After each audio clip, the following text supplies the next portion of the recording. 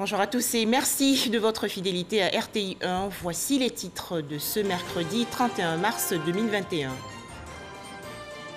En Côte d'Ivoire, cérémonie de passation des charges hier à la primature dans la commune du Plateau. Le nouveau Premier ministre, Patrick Achi, a pris officiellement fonction.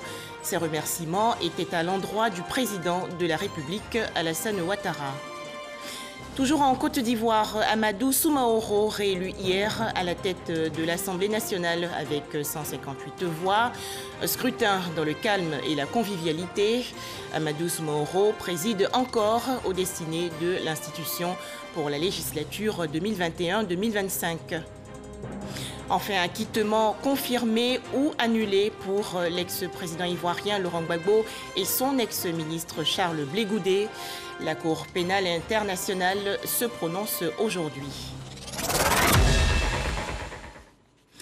Je vous l'annonçais dans les titres, le nouveau Premier ministre ivoirien a officiellement pris fonction hier. Au cours d'une cérémonie de passation des charges à la primature dans la commune du Plateau, le chef du gouvernement, Patrick Achi, a exprimé sa gratitude au président de la République, Alassane Ouattara, pour l'avoir confirmé il y a quelques jours à ce poste. Le point avec Mahama Traoré. Les marches de l'escalier principal de la primature, cela fait une vingtaine d'années que le ministre Patrick Achi les emprunte. Ce mardi, il l'a fait en qualité de nouveau patron des lieux suite à sa nomination au poste de Premier ministre le 26 mars dernier. Avant la prise officielle de fonction, une minute de silence a été observée à la mémoire du défunt chef du gouvernement, Ahmed Bakayoko. L'action gouvernementale étant une continuité, le directeur de cabinet a dressé le bilan des chantiers achevés et en cours d'exécution, notamment les dossiers figurant au rang de priorité. 1. La finalisation du plan national de développement 2021-2025 et du plan d'action prioritaire triennal 2021-2023. 2. La poursuite d'une action dynamique de maîtrise de la crise sanitaire du Covid-19 avec une capacité de diagnostic et de prise en charge renforcée à Abidjan et à l'intérieur du pays. 3. La suite à donner aux acquis du programme social du gouvernement, PSGO 2019-2020, en vue de rendre structurelle l'efficacité de la réponse gouvernementale à la demande sociale. 4.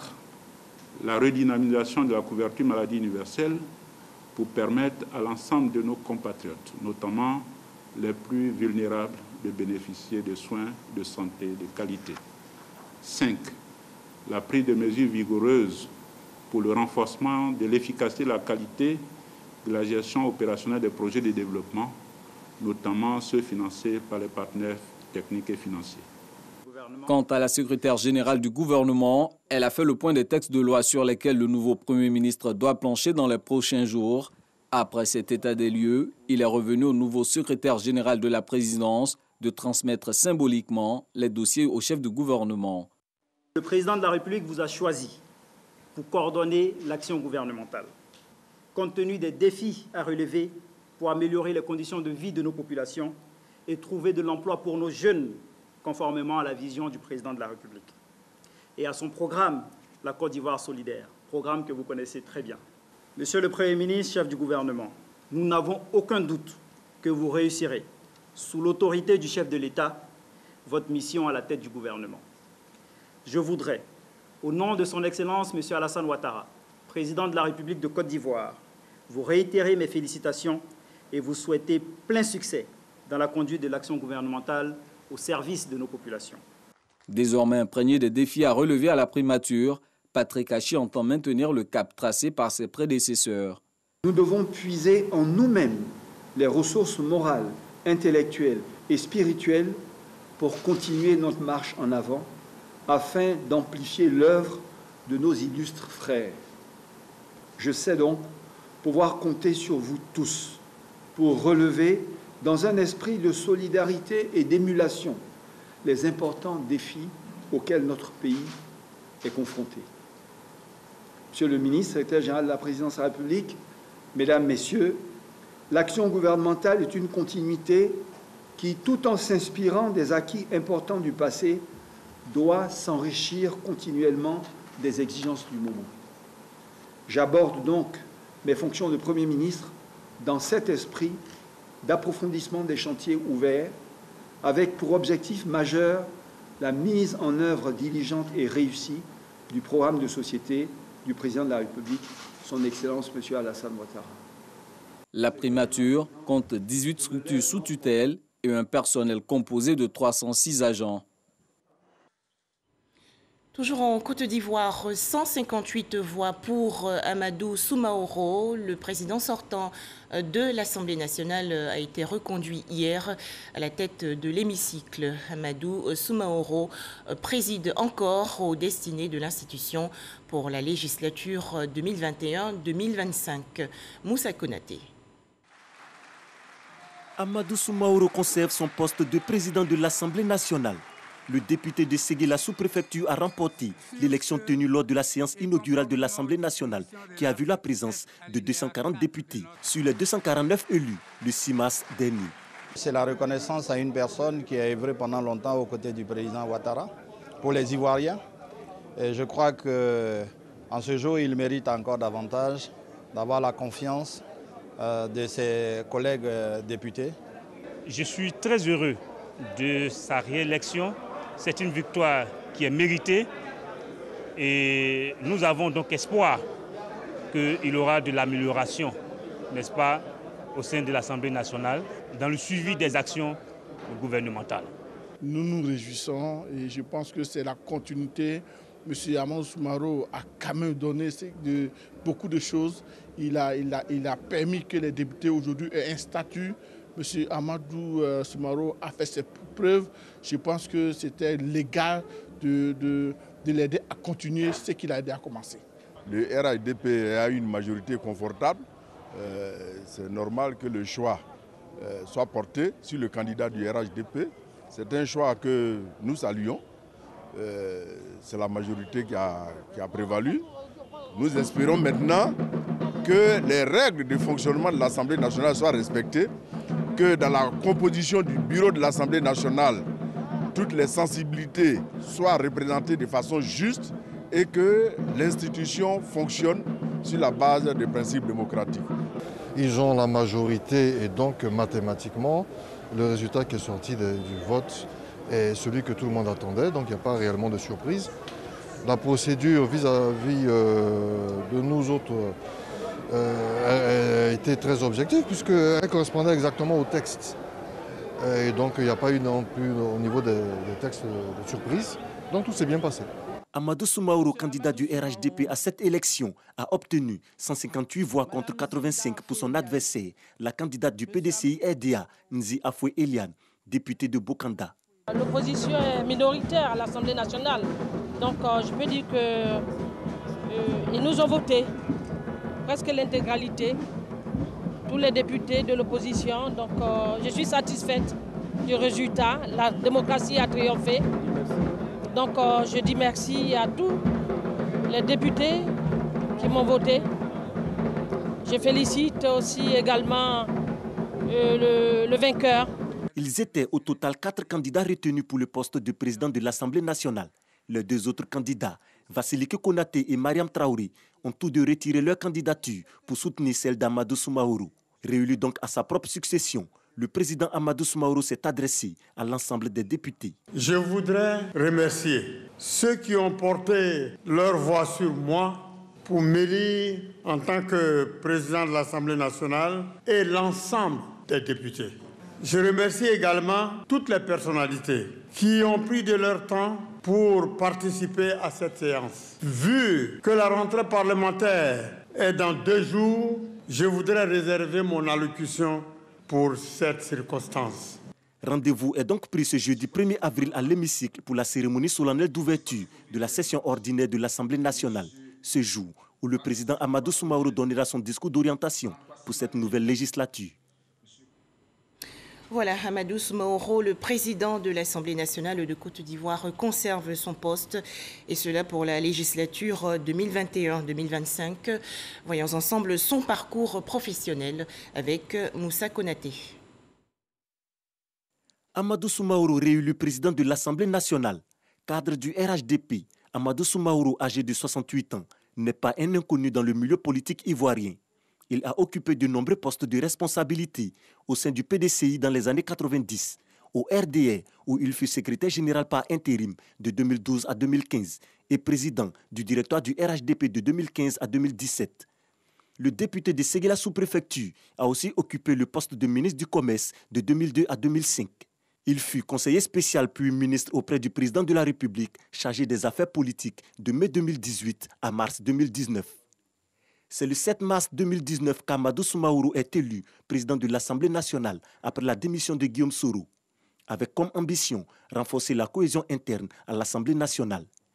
Quelques mois plus tard, Amadou Soumaoro, communément appelé Tchomba, est élu à l'unanimité président de l'APF, l'Assemblée parlementaire de la francophonie, le 9 juillet 2019, lors de la 45e session de l'institution parlementaire internationale tenue à Abidjan. C'est donc un homme politique averti qui conserve son fauteuil de l'hémicycle.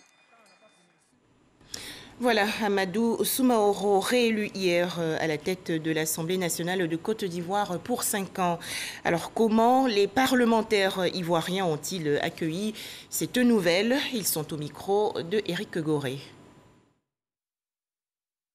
Je voudrais en tout cas féliciter le président Amadou Soumaoro. C'est un travailleur, un homme d'État, un homme sage qui a fait ses preuves auprès du président de la République Alassane Ouattara. Un monsieur qui a une carrière très brillante depuis le ministère du Commerce jusqu'à aujourd'hui au poste de la présidente de l'Assemblée nationale. Vous voyez la législature passée, le président Amadou Soumaoro a montré ses preuves. Pour nous, c'est la preuve que notre parti est le premier parti politique en Côte d'Ivoire. C'est un parti national qui veut grandir et qui se donne donc les moyens de grandir. C'est pour cela que nous, en tant que jeunes, nous voudrons donc prendre toute notre place dans cette institution, dans cette Assemblée nationale, aux côtés donc du président Amadou Soumaoro, afin donc de continuer à donner la dynamique démocratique, la dynamique donc de la législature à notre pays. Je souhaite bon vent au nouveau président qui a été élu. Je pense que c'est un homme d'honneur, un homme de valeur, plus d'expérience l'ont témoigné, ont traduit à ce que ce soit celui-là qui devrait être là, alors pour conduire à bien la nouvelle mission. C'est la continuité de ce qui a commencé depuis quelques années. Amadou Soumaoro est une personnalité qui a démontré des qualités, surtout des qualités de loyauté, des qualités qui lui ont permis de contenir les nombreux députés RHDP dans un moment relativement sensible. Après le départ de l'ex-président de l'Assemblée nationale, au moment des turbulences avec d'autres partis alliés, il a réussi à tenir la barque. Donc, mon point de vue, c'est totalement mérité. Que Dieu lui donne la santé et surtout la santé. Parce que si quelqu'un a la santé, il peut vraiment aller de loin. Et je tenais à remercier de plus le président de la République, Alassane Ouattara, et remercier surtout la première dame, Dominique Ouattara. Il a redoré l'image de l'Assemblée nationale. Nous avons le statut des députés qui a été voté. Nous avons l'Assemblée nationale qui a fière allure. Nous avons aussi l'expression de la démocratie parce que tout le monde a droit à la parole. Je pense que c'est de bonne guerre. Et le président Amadou Soumaoro va encore faire mieux avec l'équipe qui va l'accompagner. À noter que l'élection du président de l'Assemblée nationale de Côte d'Ivoire pour la législature 2021-2025 s'est déroulée hier dans le calme, dans la convivialité et bien sûr dans le respect des gestes barrières en raison du coronavirus. Les précisions de Éric Goré. Le rythme du terroir pour annoncer un événement majeur ce jour à l'Assemblée nationale. Un mardi pas comme les autres. Ici, l'ambiance est bonne et décontractée. Les députés, dans leur diversité, n'ont pas boudé ce moment. Ils étaient tous là et fiers d'être présents en cette rentrée inaugurale. Nous avons fait cette élection en suivant les textes et les lois qui régissent cette élection. Parce que pour faire une élection, il y a des textes et des lois qui régissent une élection. Et donc, ces contours ont été respectés. Et je pense que l'élection s'est bien déroulée. Nous, en tant qu'opposition, nous avons eu une candidate, n'est-ce pas, c'est que notre de Zine Ndaelian, candidats de l'opposition, respecter, n'est-ce pas, la volonté manifeste de tout le monde de faire la promotion du genre. Voilà pourquoi on a choisi une femme qui, n'est-ce pas, présider le Pêchoir ivoirien. Il y a ceux qui siègent pour la première fois et qui nous racontent ces moments vécus. Il y a des fonctionnaires parlementaires qui sont là, qui nous indiquent là où il faut s'asseoir, là où il faut s'inscrire. Et tout ça, ça fait que c'est comme si on est en famille. Et donc ça, c'est bon déjà. C'est le sens de la continuité de l'administration publique. J'ai dit à madame de regarder au fond de la valise le plus beau costume, qu'elle le fasse sortir, et c'est ce qui a été fait. Moi, dans mon cas, j'ai mon jeune frère qui siège ici depuis 3 mandatures. Oui. C'est lui qui est mon tuteur ici, c'est lui que j'ai suivi et qui m'a conduit jusqu'à mon fauteuil. Donc pour moi, la situation a été plus favorable que d'autres. Quand le moment de l'élection arrive, c'est dans la discipline que se déroule cette phase. Et c'est devant tout le monde que le dépouillement est fait. Amadou Soumaoro est donc réélu. Il succède à lui-même à la tête de l'hémicycle.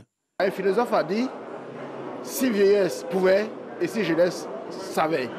Je pense que la fusion jeunesse et ancien est une bonne fusion qui peut nous permettre d'avancer assez rapidement, user de l'expérience des anciens et utiliser notre force de jeunes pour bâtir la nouvelle Côte d'Ivoire. À l'Assemblée nationale ce jour, il n'y avait pas seulement que les députés.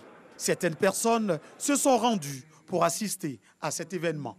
Je suis venu à l'hémicycle pour voir comment une élection d'un président de l'Assemblée nationale se passe en Côte d'Ivoire pour m'imprégner des réalités. Donc voilà pourquoi je suis ici. C'est cette fraternité, cette convivialité qu'il y a entre nos élus. Parce que pour ceux qui sont hors de ce cadre-là, ils pensent que les gens sont à couteau tiré, pourtant n'en est rien.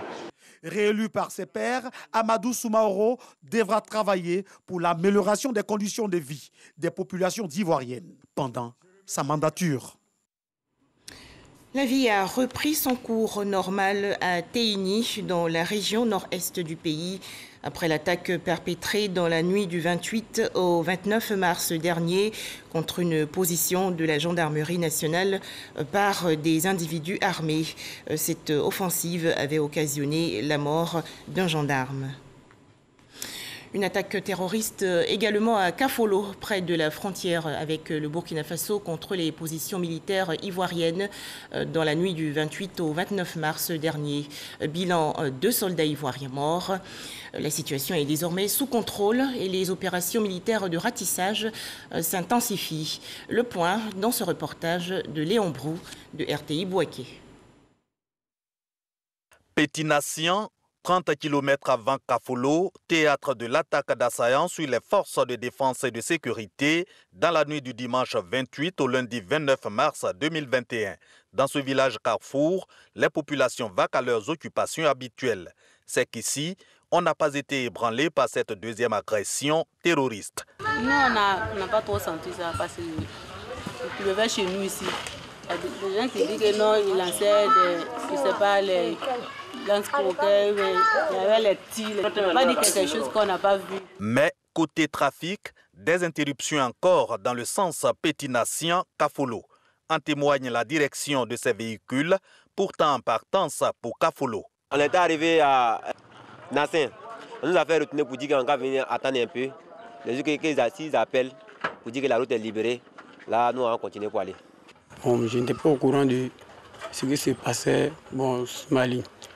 Bon, précisément, je suis arrivé au niveau des Petits Nations. Les gendarmes m'ont appelé pour m'informer de ce qu'il avait été fermé. J'attends d'abord à ce qu'ils cherchent solution à ça d'abord. Si nous demandons de dormir, nous allons dormir.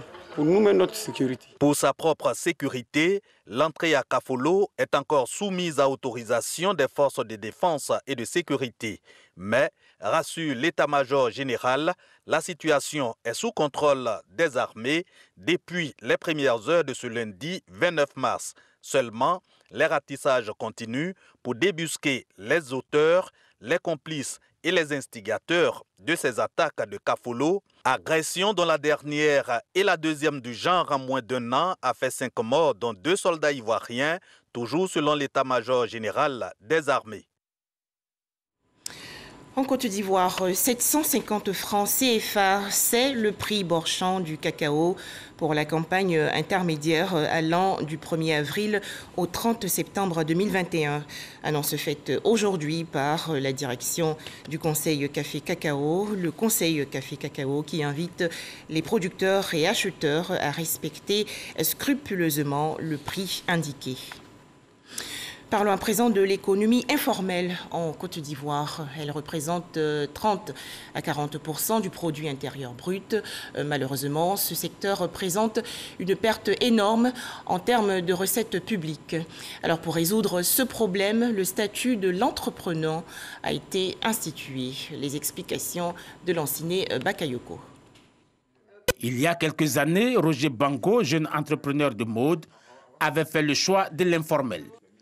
Victime de tracasseries administratives et de difficultés de tous ordres, il s'est finalement résolu à régulariser sa situation. La difficulté que j'avais avant, quand j'étais dans l'informel, c'est que non seulement je n'avais pas accès au marché, c'était du type, moi par exemple, je fais des prestations, on me demande des factures, je n'en avais pas.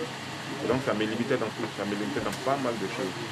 Et vous voyez, généralement quand on est entre nous, tout le monde a peur de tout ce qui est formalisation parce qu'on se dit qu'il y a les impôts qui viennent après, il y a toutes ces choses qui vont venir tout tomber là-dessus.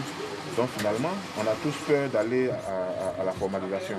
On a tous peur d'aller se déclarer aux impôts, on a tous peur de faire une partie normalisée.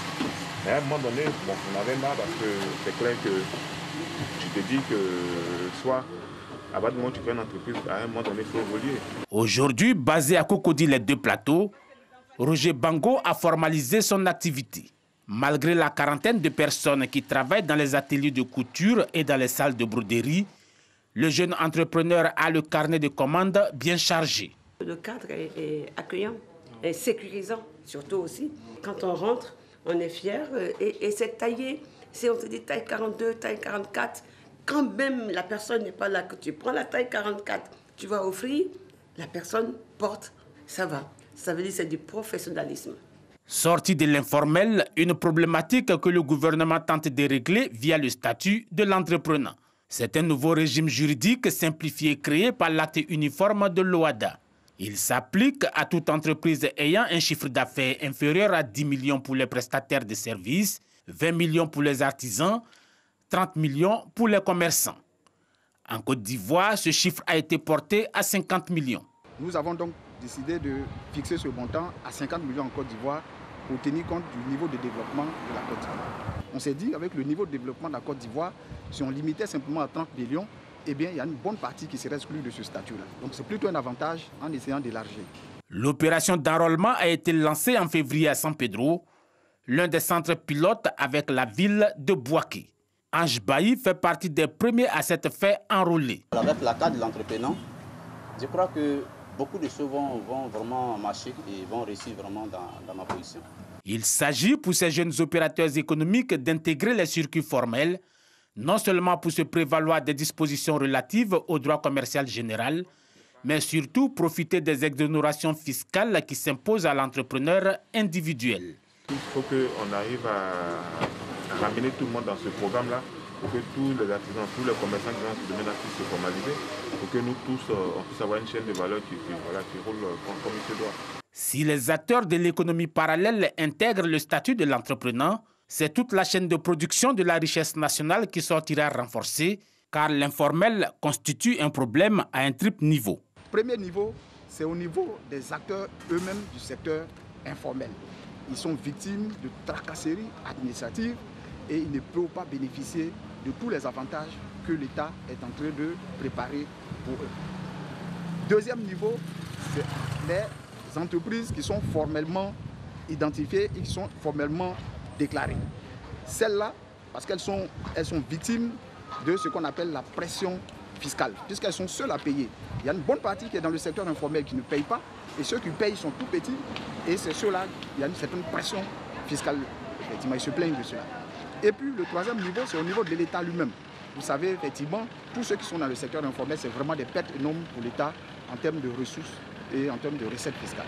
Selon le Fonds monétaire international en Côte d'Ivoire, le marché informel représente entre 30 et 40% du produit intérieur brut. Chiffre confirmé par l'Institut national de la statistique via son enquête sur le niveau de vie des ménages réalisée en 2015. Cette étude révèle que 7 millions de personnes exercent dans le secteur informel, soit 92% des emplois. Notre pays connaît une forte croissance, mais cette croissance nécessite bien sûr beaucoup de revenus pour pouvoir exécuter les projets de développement. Et c'est pour cela que chacun des Ivoiriens, chaque acteur économique doit contribuer à la mobilisation de revenus, à la mobilisation de ressources pour le développement de l'économie ivoirienne. Le statut de l'entrepreneur est acquis pour une durée de 5 ans renouvelable. Cependant, si le plafond du chiffre d'affaires est dépassé pendant 2 années consécutives, l'entrepreneur doit changer de forme juridique pour continuer son activité. Une bibliothèque entièrement équipée pour la commune de Trècheville. C'est un don de la fondation Aguib Touré. L'occasion pour cette structure d'offrir des chèques pour le financement des projets des jeunes entrepreneurs de la commune. Les détails, Walter Amadou. Âgé d'une trentaine d'années, Ali Maïga est vendeur de beignets de mil, communément appelé Nyomi, à Trècheville. Grâce à la fondation Aguib Touré, le jeune Maïga a pu agrandir son commerce. J'ai appris ça avec ma mère, mais ça fait 15 ans. Avant, c'était un peu difficile. Il peut dire on était débordé. Mais la fondation Aguib Touré a vu mes images sur les réseaux sociaux. En fonction de ça, ils sont venus en aide. La bibliothèque, baptisée le Romandrome de la commune de Trècheville, une initiative privée à caractère public afin de faciliter l'accès à la lecture à toutes les couches sociales. Cette bibliothèque vient d'être entièrement rénovée et sa capacité renforcée en livres grâce à la même fondation. Pour le président Aguib Touré, l'avenir du pays repose sur une jeunesse bien instruite et encadrée, raison pour laquelle sa fondation œuvre pour l'éducation des jeunes. Le Romandrome, ça fait partie de notre programme éducatif. Nous avons des partenaires internationaux avec lesquels nous travaillons, qui nous ont mis à disposition un grand nombre de livres pour que les enfants, dès le plus bas âge, puissent acquérir une certaine autonomie.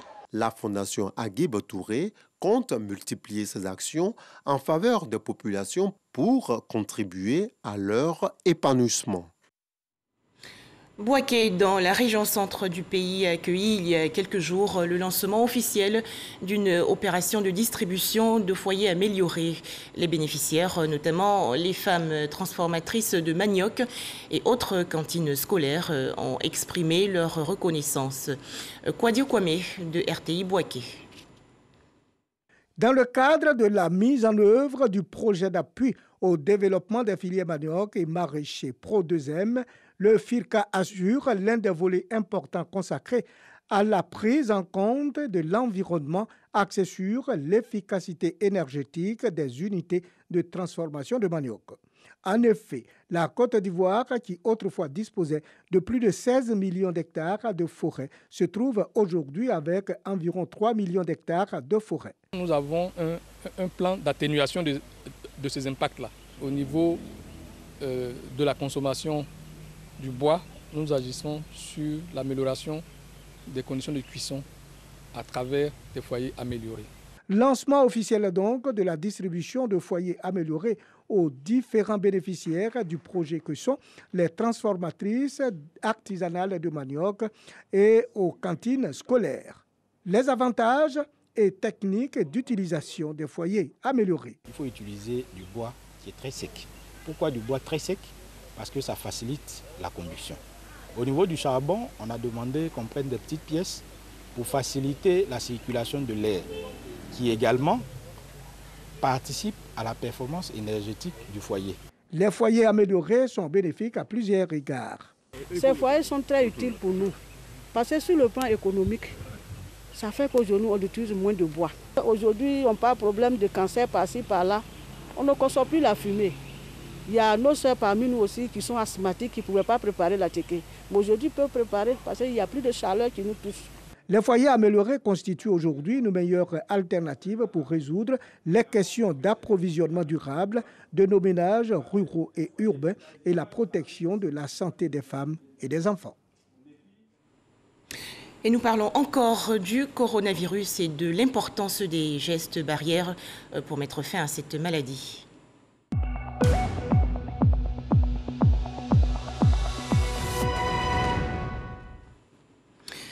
120 nouveaux cas de coronavirus enregistrés hier en Côte d'Ivoire par le ministère de la Santé et de l'Hygiène publique. Le pays compte actuellement 43 542 cas confirmés de coronavirus, 39 842 personnes guéries, 242 décès et 3 458 cas actifs. Le ministère de la Santé et de l'Hygiène publique invite les populations à se faire vacciner contre le coronavirus.